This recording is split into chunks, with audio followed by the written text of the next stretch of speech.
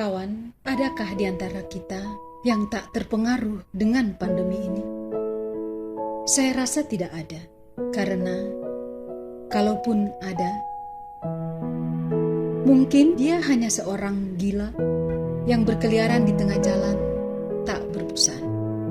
Sungguh sebuah keniscayaan telah terjadi. Virus yang tak kasat mata dapat merubah sesuatu yang besar, mengalahkan ledakan bom di Hiroshima dan Nagasaki yang dahsyat, membuat semua orang yang terpapar maupun yang tidak terdampak COVID menjadi ciut, mengkerut, tak tentu wajahnya, sambil menunggu hasil rapid yang berujung di swab, membuat yang miskin semakin kelaparan dan yang kaya terus memborong makan. Yang biasanya bersalaman kini menghamba dengan bersedekap, dan yang biasanya pulang kampung jadi diam di rumah saja.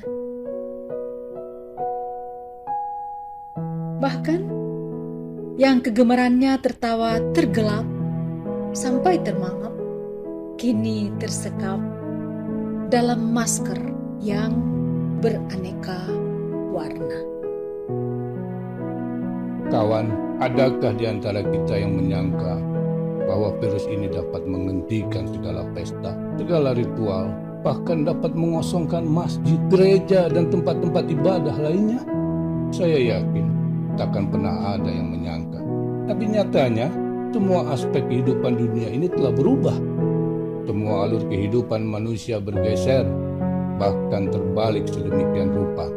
Tak ada lagi tradisi yang dapat dipertahankan.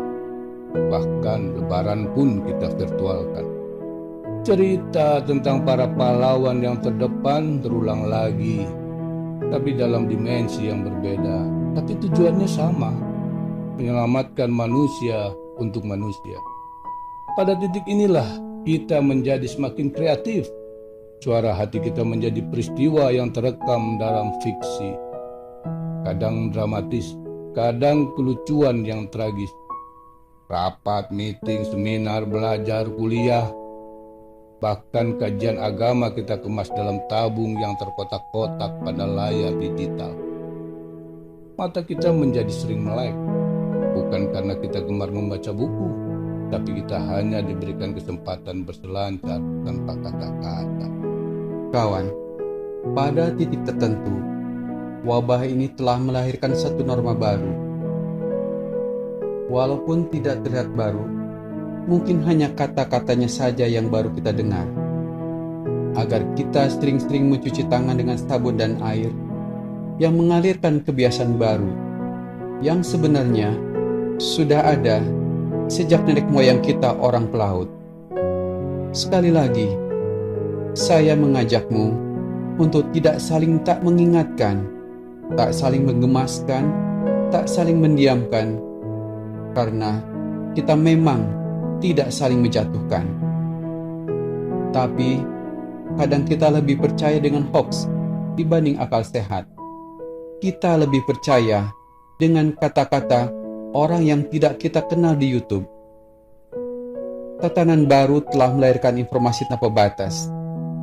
Anak-anak mereka adalah generasi milenial, generasi TikTok, IG, Gen Z, yang semakin hari semakin banyak followernya, sampai ujungnya adalah generasi akhir zaman.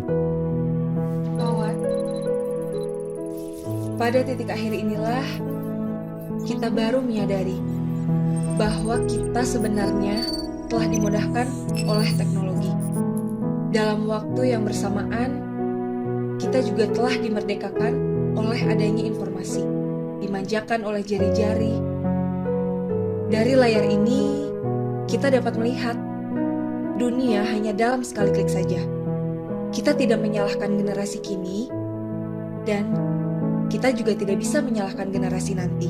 Tapi, jangan sampai kita lupa dengan imunitas yang harus kita bangkitkan setiap saat. Semuanya ada dalam diri kita. Dengan kemerdekaan inilah kita harus makin kuat. Karena yang kita lawan ada dalam diri kita sendiri. Dan kita harus berani. Karena kemerdekaan itu harus diperjuangkan. Kita lahir dari kemerdekaan dan akan berakhir dalam keadaan merdeka. Lalu mengataku, Cirebon, Kampungnya Isun. Dirgahayu Indonesiaku, merdeka!